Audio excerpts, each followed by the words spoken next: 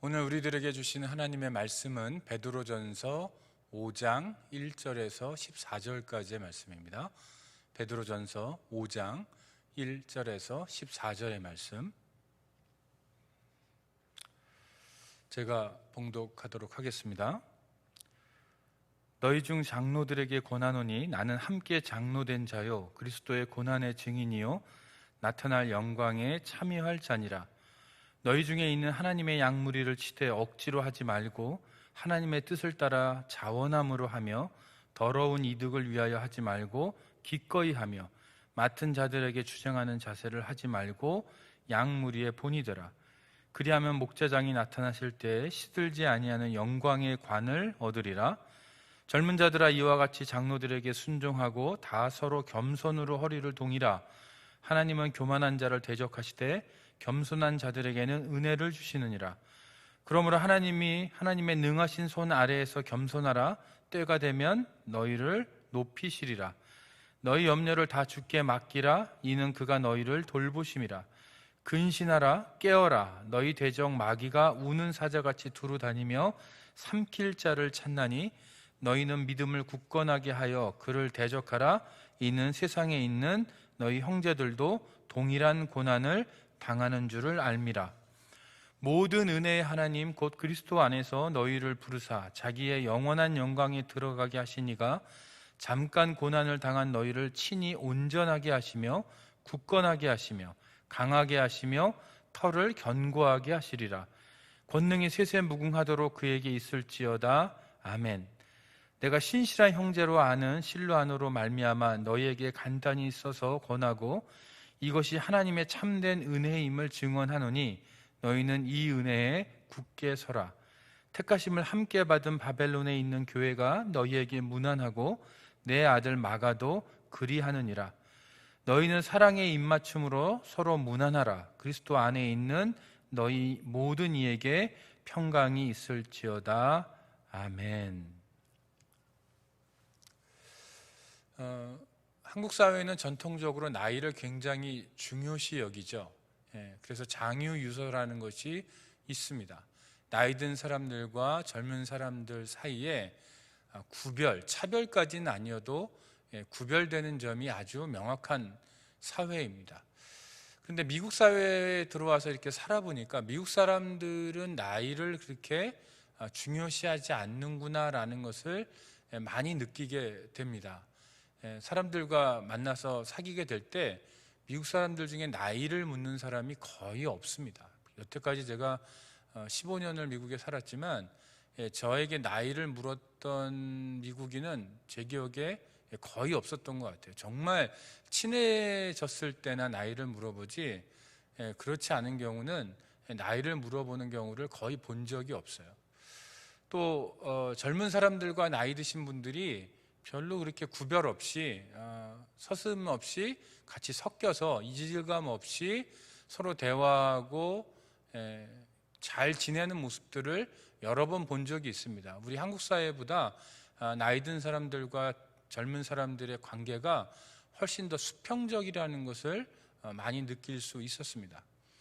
자, 그러면 아시아권에 속한 우리 한국, 그러면 아시아에 있는 나라 사람들은 다 그러면 우리 한국 사람처럼 나이를 중요시할까? 그렇지 않다라는 것을 발견한 적이 있어요. 제가 2005년도에 처음 유학을 와서 석사 과정에서 공부를 할 때입니다.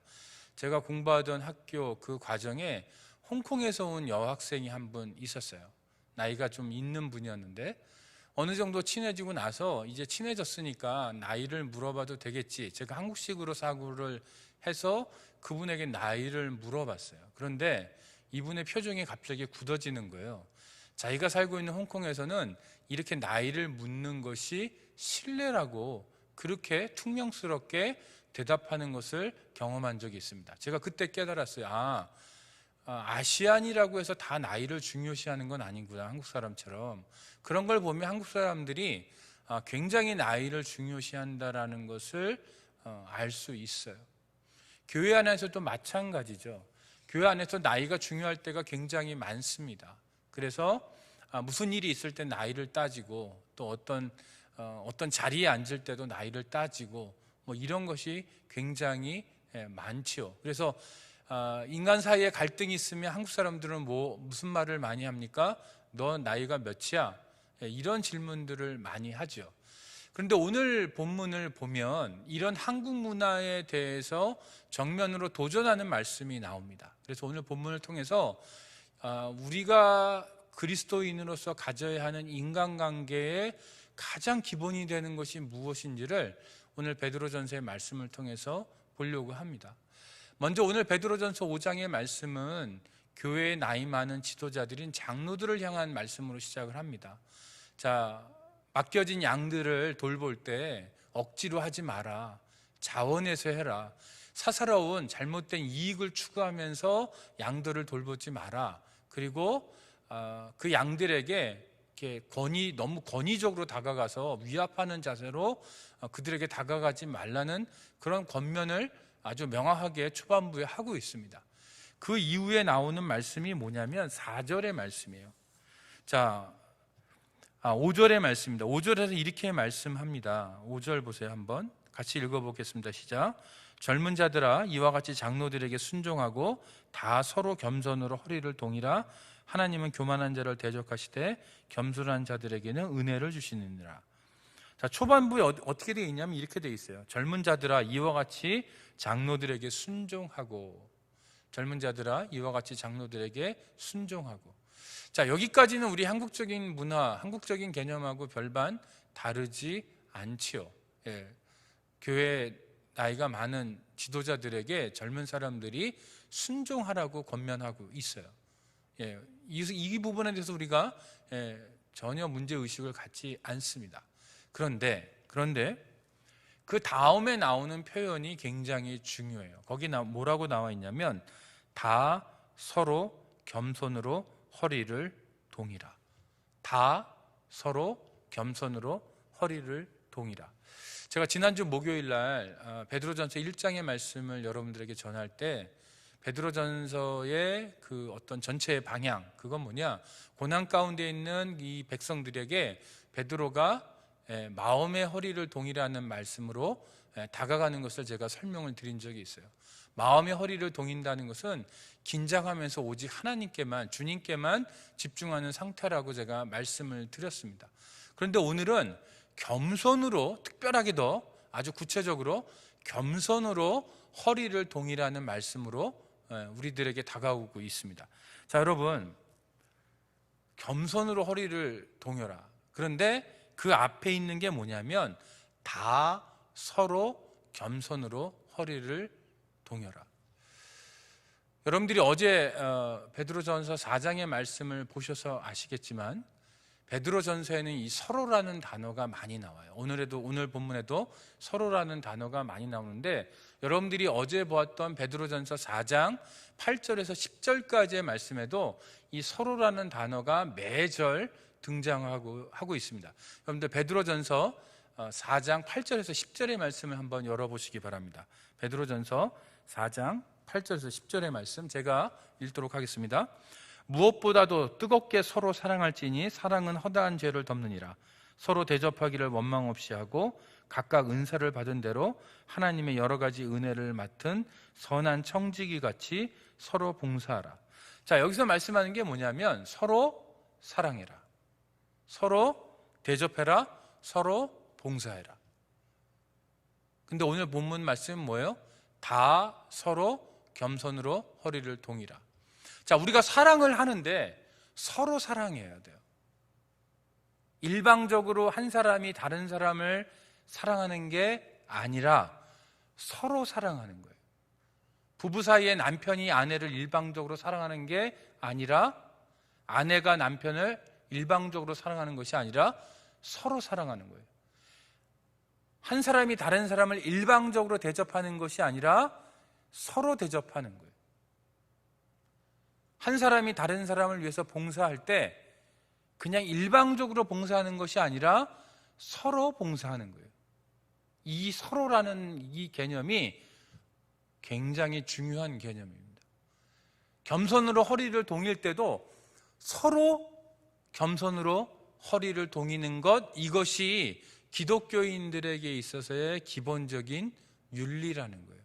일방적으로 나는 나이가 많으니까 네가 내 앞에서 겸손해, 이럴 수 없다라는 거예요. 내가 남편이니까 네가 나에게 일방적으로 겸손해, 일방적으로 네가 나를 사랑해, 나를 대접해, 나를 위해서 봉사해, 이럴 수 없다라는 거예요. 자녀들을 향해서 내가 네 부모니까 일방적으로 나를 사랑해, 나에게 봉사해, 나를 대접해, 내 앞에서 겸손해 라고 일방적으로 얘기할 수 없다라는 거예요.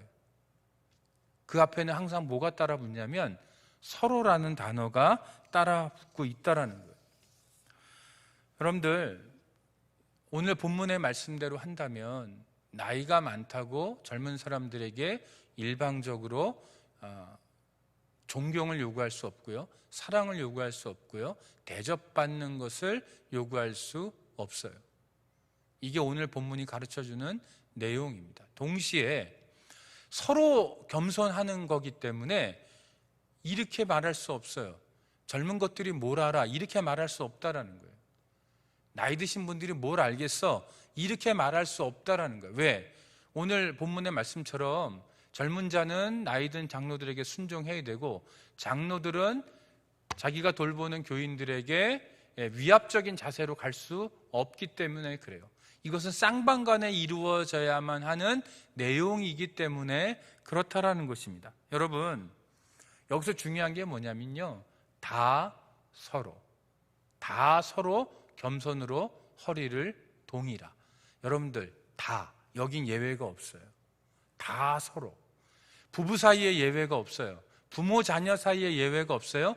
자녀들끼리도 예외가 없어요. 교인들끼리도 예외가 없어요. 목회자들과 교인들 사이에도 예외가 없어요. 목회자들이 모든 걸 다 아는 것이 아닙니다. 교인들이라고 해서 모든 것을 다 아는 것이 아닙니다. 그렇기 때문에 서로 겸손해야 돼요.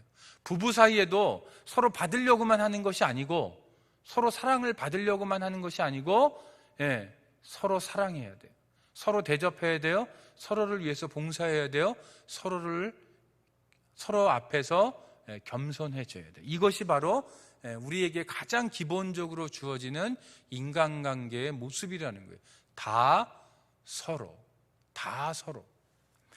여러분들, 얼마 전에 우리가 고린도전서의 말씀을 본 적이 있습니다. 제가 고린도전서 11장의 말씀을 전하면서 굉장히 심각한 말씀을 전한 적이 있어요. 그건 뭐냐면, 고린도 교회 가운데 성만찬을 하고 있는데 거기서 굉장히 큰 문제가 발생합니다. 그건 뭐냐, 부유한 교인들이 먼저 성만찬 자리에 와서 먼저 먹고 마셨어요.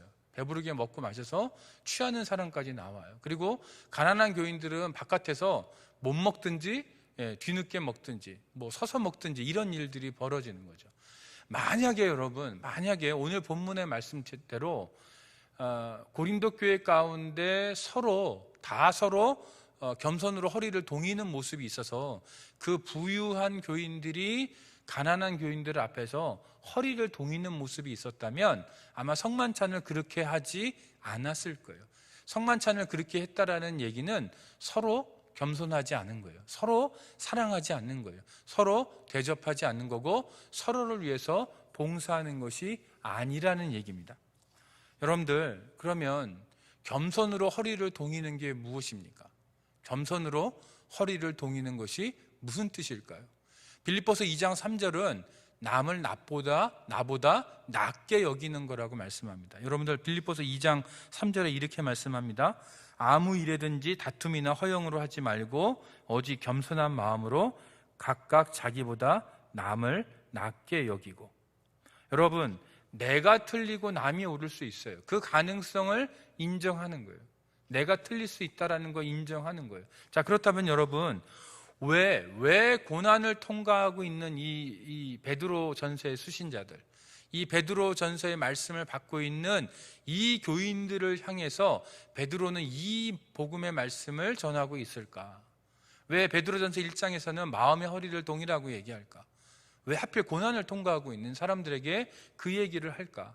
왜 또 오늘 본문에서는 겸손으로 허리를 동이라고 말씀할까? 고난을 통과하고 있으면 뭔가 고난 가운데 승리해라, 고난 가운데 힘을 내라, 고난 가운데 낭망하지 마라, 고난 가운데 하나님을 바라봐라, 이런 말씀을 주실 것 같은데 오늘 베드로가 그렇게 하지 않고 겸손으로, 그것도 다 서로 겸손으로 허리를 동이라고 말씀할까? 여러분들 그 이유를 생각을 해봐야 돼요. 여러분, 고난을 통과하고 힘들 때 어떻게 됩니까?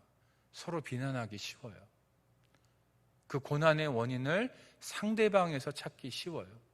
혹은 그 고난을 벗어나기 위해서 여러 가지 것들을 의논하고 결정할 때 다른 사람들의 의견을 무시하고 내 의견만을 주장하고 고집을 피울 가능성이 굉장히 높아요. 그러니까 베드로는 지금 고난을 통과하고 있는 이들에게 필요한 것이 무엇일까를 고민했을 때 겸손으로 허리를 동이면서 서로의 의견을 존중하고 남을 나보다 낮게 여기는 그런 자세로 그 고난을 맞이해야만 이 사람들이 고난을 통과할 수 있기 때문에 이 권면의 말씀을 하고 있는 거예요.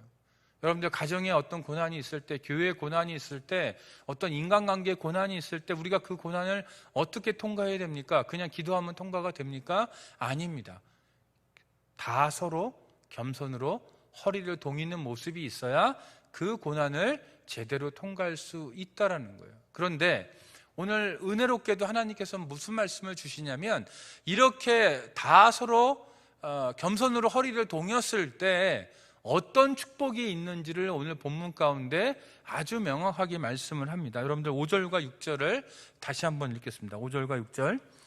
젊은 자들아 이와 같이 장로들에게 순종하고 다 서로 겸손으로 허리를 동이라. 하나님은 교만한 자를 대적하시되 겸손한 자들에게는 은혜를 주시느니라. 자, 어떤 은혜인지 6절을 보십시오. 그러므로 하나님의 능하신 손 아래에서 겸손하라. 때가 되면 너희를 높이시리라. 때가 되면 너희를 높이시리라. 여러분들, 내가 겸손으로 허리를 동이려면요, 필수적으로 동반되는 게 뭐냐면 나를 낮추는 거예요. 내 의견을, 내 생각을 내려놓는 거예요. 이게 겸손으로 허리를 동일 때 필수적으로 동반되는 거예요. 그런데 내가 내 마음을 낮추고 나를 낮추고 내 생각을 내려놓는 이 작업을 할 때, 이 겸손의 허리 묶는 작업을 할 때 하나님이 때가 되면 나를 높이시는 은혜를 주신다라는 거예요. 그런데 많은 경우 이게 거꾸로 가는 경우가 많아요. 내가 나를 높여요. 그러니까 하나님은 나를 낮추세요. 근데 오늘 본문은 뭐예요? 내가 나를 낮추면 하나님이 때가 됐을 때 나를 높이신다라는 거예요. 이게 진짜 축복의 삶이에요. 그런데 이 축복과 반대되는 이 저주의 삶은 뭐냐면 내가 나를 높이면 하나님이 나를 낮추는 거예요. 이거 정말 괴로운 삶입니다. 정말 하나님 앞에 축복된 삶은 내가 나를 낮추고 하나님은 나를 높이시는 거예요. 또 두 번째 축복이 뭐냐면 10절에 나옵니다. 여러분 10절의 말씀을 한번 보겠습니다. 같이 읽을게요. 시작.